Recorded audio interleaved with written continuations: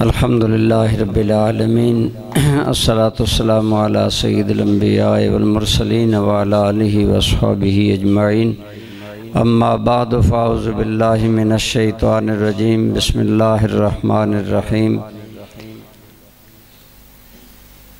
قد افلح المؤمنون الذین هم فی صلاتهم خاشعون صدق اللہ مولانا العظیم صدق و بلغنا رسولہ النبی الامی الامین الکریم۔ برادران اسلام، نماز اسلام کا اہم رکن ہے۔ اب دیکھیں جس طرح انسانی وجود باقی رکھنے کے لیے عام خوراک کھاتے ہیں، اسی طرح جتنی خوراک کو انسان کی زندگی میں اہمیت ہے، اتنی ہی ایمان و اسلام میں نماز کو اہمیت ہے۔ اس لیے ہر دن میں 5 مرتبہ نماز ہم پر فرض کی گئی ہے۔ نماز کو ظاہری باطنی آداب کے ساتھ اگر ادا کیا جائے تو یہ نماز انسان کی بخشش کا ذریعہ ہے۔ نماز میں بندہ اللہ تعالیٰ سے مناجات کرتا ہے، اپنی باتیں اللہ کی بارگاہ میں رکھتا ہے، اپنی عاجزی اللہ کی بارگاہ میں رکھتا ہے۔ اس لیے نماز کے ظاہری آداب علامہ لائق احمد صاحب نے آپ کو بتائے۔ تحریک حی علی الفلاح کا شروع سے یہ طریقہ آ رہا ہے کہ ہم ان چھوٹے چھوٹے ضروری مسائل زندگی پر، مسائل دین پر آپ کی رہنمائی کرتے ہیں۔ تو جیسا میں نے عرض کیا کہ ایسی نماز جس میں رکوع صحیح نہ ہو، جس میں جلسہ صحیح نہ ہو، جس میں سجدہ نہ ہو، حدیث پاک میں آتا ہے کہ آدمی آیا، اس نے جلدی جلدی نماز پڑھی تو آپ صلی اللہ علیہ وآلہ وسلم نے اس کو بلا کر فرمایا صلی فإنک لم تصلی، دوبارہ نماز پڑھو، تم نے نماز نہیں پڑھی۔ حالانکہ اس نے قیام کیا تھا، رکوع کیا تھا، سجدہ کیا تھا۔ دوسری حدیث میں وضاحت ہے کہ ایک آدمی اگر سجدہ ایسے کرتا ہے جیسے مرغ دانہ اٹھانے کے لیے زمین پر چونچ مارتا ہے تو یہ منافق کی نماز ہے، یہ نماز کی چوری ہے۔ آج نماز تو ہم پڑھتے ہیں لیکن اس کو ظاہری باطنی آداب کے ساتھ نہیں پڑھتے۔ ظاہری آداب پر بڑی تفصیلی گفتگو ہوئی۔ جلسہ میں عموماً لوگ پورا نہیں بیٹھتے اور دوسرے سجدہ میں گر جاتے ہیں۔ اس کے لیے ایک میں نے آپ کو حاصل مطالعہ چیز عرض کر دی کہ اگر یہ کلمات آپ یاد کر لیں تو جلسہ ادا ہو جائے گا۔ سارے بولیے بس یہ 2 اگر کلمات بھی آپ پڑھ لیں گے نا، ایک تو سنت دعا پڑھنے میں آپ شامل ہو گئے اور دوسرا آپ کا واجب ادا ہو جائے گا کہ آپ اتنی دیر رک جائیں گے پھر سجدے میں جائیں گے۔ باقی جو لمبی دعا خواجہ صاحب نے ایک دعا پڑھی ہے عام معروف ہے، اور بھی جلسہ کی بڑی پیاری دعائیں حدیث پاک میں ہیں جس کو شوق کو یاد کرنی چاہیے۔ ایک تو یہ ہیں ظاہری آداب، اور مولانا لائق صاحب نے ایک بڑی پیاری بات ہمیں بتائی کہ جب ہم قیام میں ہوں تو ہماری نگاہ کہاں ہونی چاہیے؟ ماشاءاللہ کہاں؟ اور جب رکوع میں ہوں تو، اور جب سجدے میں ہوں تو، اور جب تشہد میں ہوں، اور جب سلام پھیریں تو اب دیکھیں نا، کسی کو آپ جب سلام دیتے ہیں تو اس کی طرف آپ کی توجہ اور منہ ہوتا ہے تو ملائکہ جو آپ کے اعمال لکھتے ہیں ان کی نیت کرنی چاہیے کہ میں انہیں بھی سلام دے رہا ہوں اور اس سمت والے سارے نمازیوں کو بھی سلام دیں، تو اس لیے کندھوں پر نظر ہونی چاہیے۔ تو یہ آداب ہیں۔ اب ٹائم بالکل تھوڑا ہے، جماعت کا ٹائم ہو گیا ہے۔ میرا تو ذہن تھا کہ آج آپ کو تھوڑی سی نماز کی باطنیت کے بارے میں 1-2 باتیں، صرف ایک بات میں عرض کرتا ہوں، آپ سب کی توجہ ہے نا۔ ایک ہے حرف، ایک کلمہ میں بولتا ہوں، بلکہ دو ہیں، میری ماں، یہ ایک حرف ہے، ٹھیک ہے نا جی؟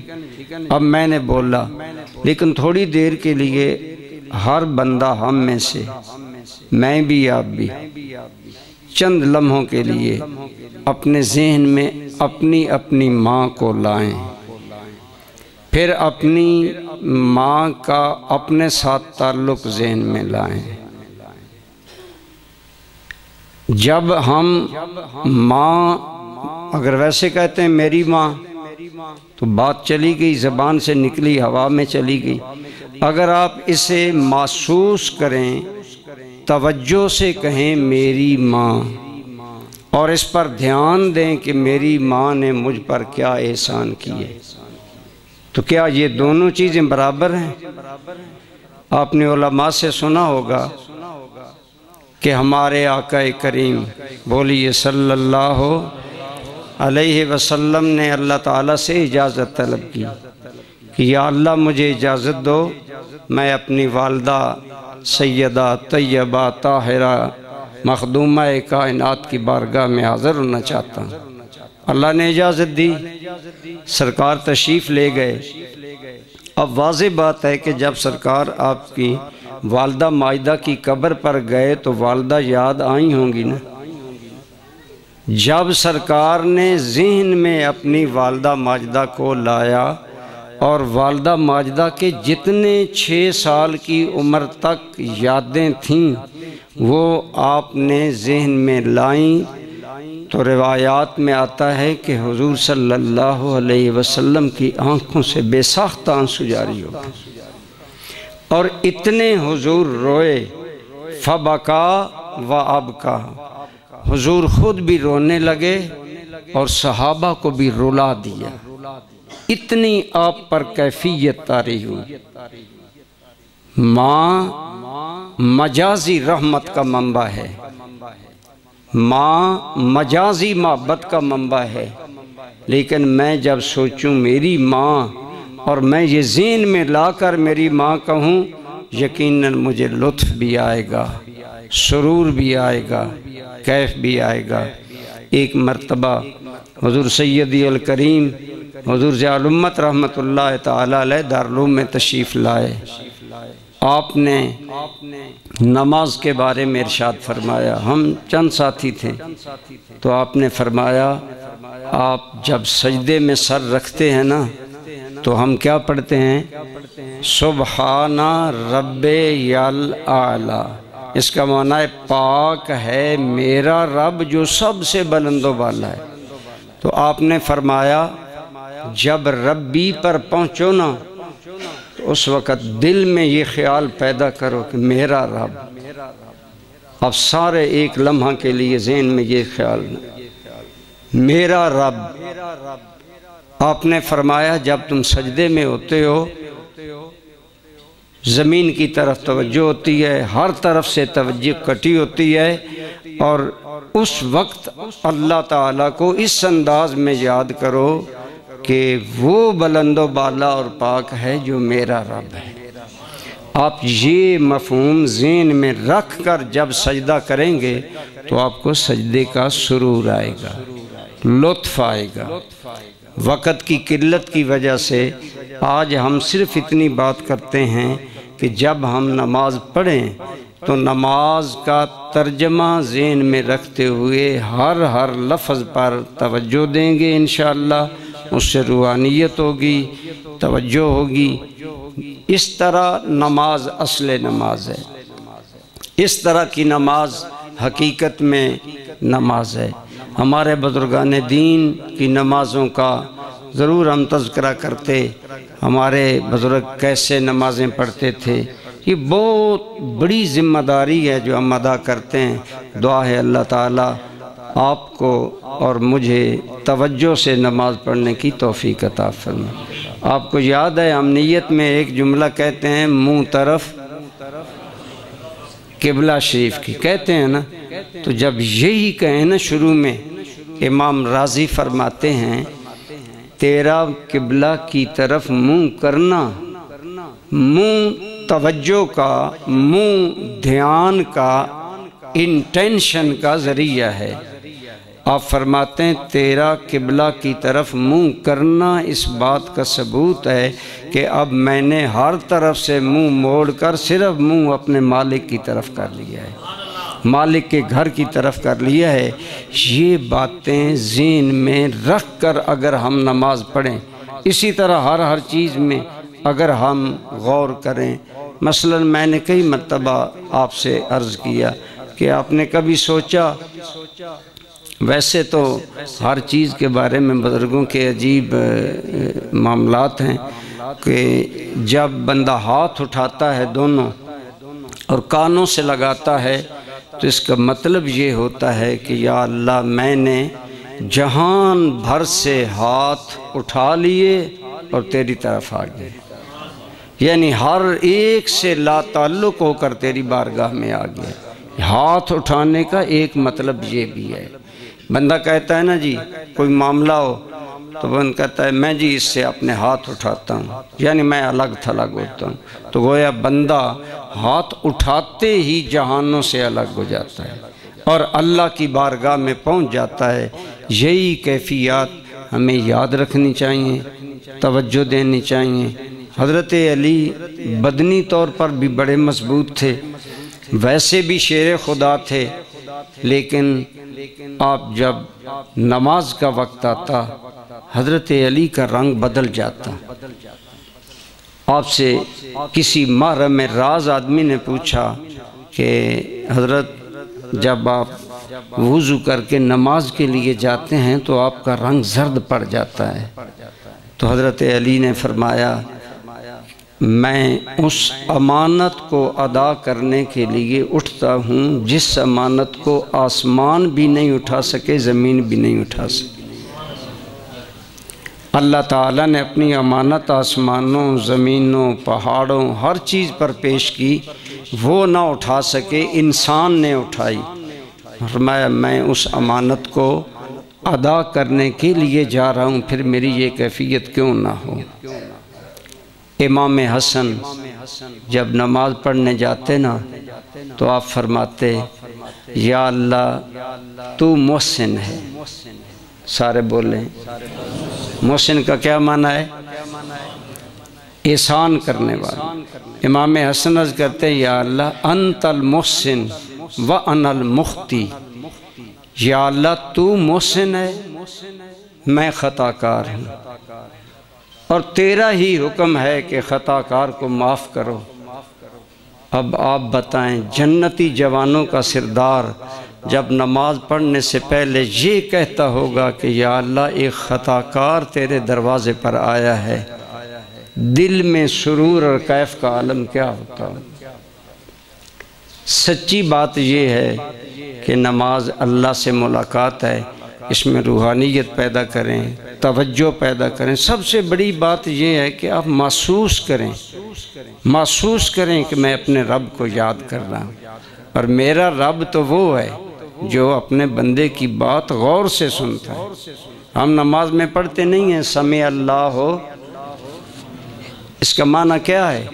اللہ نے سن لی اس بندے کی بات جس نے رب کی تعریف کی۔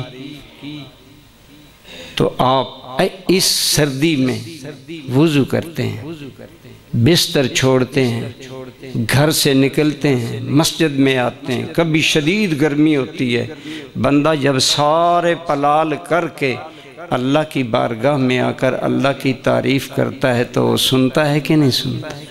70 ماؤں سے زیادہ مہربان رب ہماری بات سنتا ہے، اور نماز میں ہم جب ہوتے ہیں تو یہ ذہن میں رکھیں کہ میرا رب میرے ہر کلمے کو سن رہا ہے، وہ توجہ فرما رہا ہے۔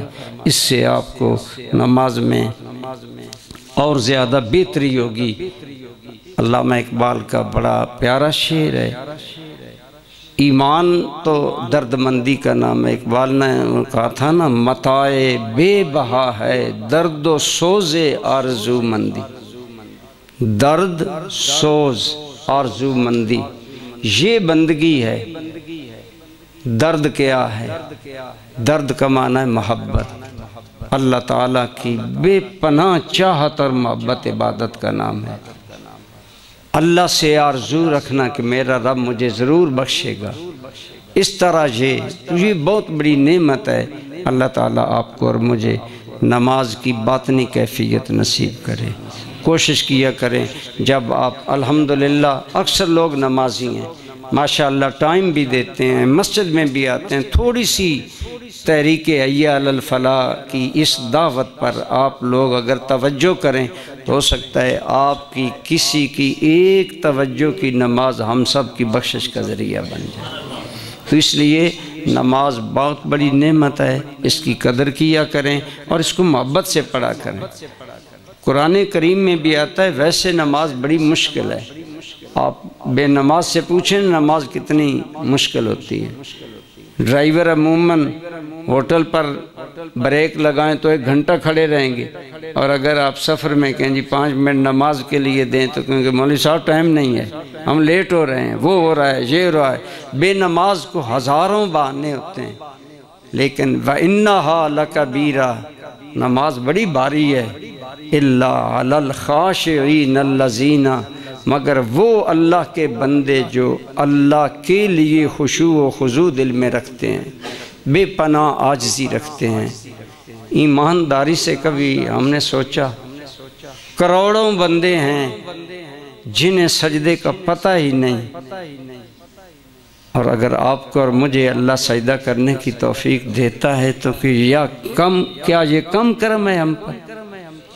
کتنا بڑا کرم ہے ہم پر، اس کا احسان ہے۔ انہی احسان مندیوں کو ذہن میں رکھیں کہ یا اللہ تیرا شکر ہے کہ تو نے مجھے اپنی بارگاہ میں آنے کا موقع دیا، اسی محبت سے کہ میں اپنے اس رب سے محو گفتگو ہوں جو ماں کی محبت تو ایک مثال ہے، ایک سایہ ہے، اس کی محبت کا پرتو ہے۔ حدیث پاک میں آتا ہے اللہ تعالیٰ کی رحمت 100 حصے اگر ہے تو ساری مخلوق کو جو رحمت ملی وہ اللہ کی رحمت کا ایک حصہ بھی نہیں۔ اللہ اس سے زیادہ مہربان ہے اپنے بندوں پر، تو اللہ ضرور سنتا ہے، ضرور اللہ تعالیٰ مہربانی فرماتے ہیں۔ اس لیے نماز میں خشوع و خضوع کی کوشش کرنی چاہیے۔ علامہ اقبال فرماتے ہیں در بدن داری اگر سوز حیات، دیکھیں نا جو بندہ مردہ ہوتا ہے اس کو آپ کوئی ماریں چھڑی وغیرہ اس کو درد ہوتا ہے، اس کے اندر تو زندگی نہیں ہے، مر چکا ہے۔ آپ دیوار کو چھڑی ماریں اس کو درد نہیں ہوگا، اس کے اندر زندگی نہیں ہے۔ لیکن اگر زندہ بندے کو آپ تھوڑی سی کریں گے تو اس کو تکلیف ہوگی۔ گویا احساس زندگی کا نام ہے۔ اقبال کہتا ہے در بدن داری اگر سوز حیات، اگر تیرے بدن میں زندگی کی تپش ہے نا تو ہست معراج مسلمان در صلات، تو پھر سمجھ لے کہ تیری حقیقی معراج نماز ہے، کیونکہ یہ تیرے پیدا کرنے والے رب مہربان سے 5 وقت ملاقات ہے۔ 5 وقت مہربانی۔ آپ اور میں صدر علوی صاحب سے مل سکتے ہیں؟ کیا خیال ہے؟ ہم نے تو روڈ کے لیے پنجاب وزیر اعلیٰ سے ملنا ہے، ہمیں کوئی بندہ نہیں ملتا جو ہمیں ملا دے کہ ہماری حالت یہ ہے جی۔ یار عجیب بات ہے، گورنر پنجاب ہو، صدر پاکستان ہو، اس سے ملنے کے لیے جتن کریں نہیں ملاقات ہوتی، تو اس کریم کا کتنا بندوں پر کرم ہے کہ خود اس نے اپنی ملاقات کے لیے 5 ٹائم ہمیں دے دیے۔ آؤ میری بارگاہ میں ملاقات ہو جائے گی۔ ملاقات کی دلیل کیا ہے کہ جو ہی آپ نماز میں شامل ہوتے ہیں تو آپ خطاب کے سیغے بولتے ہیں۔ آپ کیا کہتے ہیں؟ سبحانہ، تو پاک ہے۔ تو اس کو کہا جاتا ہے جو سامنے ہوتا ہے۔ تو ملاقات تو ہے، اس لیے اس کو ملاقات سمجھیں، ایک محبت کا رشتہ سمجھیں، ایک پیار کا رشتہ سمجھیں۔ تو محبت میں کی گئی ادا نماز عام نماز سے بہت بلند و بالا ہوتی ہے، بہت اعلیٰ ہوتی ہے۔ حدیث پاک میں ہے بعض بندے نماز پڑھتے ہیں تو انہیں نماز کا 10واں حصہ ثواب ملتا ہے، 9 حصے نہیں ملتا۔ کیوں؟ ہماری نماز ہی ایسی ہوتی ہے، نہ الفاظ کی ادائیگی، نہ آداب کی ادائیگی، نہ حرکات و سکنات ہماری. تو وہ تو سمجھتا ہے میں نے نماز پڑھی، لیکن اسے 10واں حصہ بھی بعض کو نہیں. بلکہ ایک حدیث پاک میں بعض بندوں کی نمازیں بوسیدہ کپڑے کی طرح ان کے منہ پر مار دی جاتی ہیں. اللہ تعالیٰ اسی نمازوں سے بچائے، نماز محبت عطا فرمائے، توجہ دینے کی توفیق عطا فرمائے.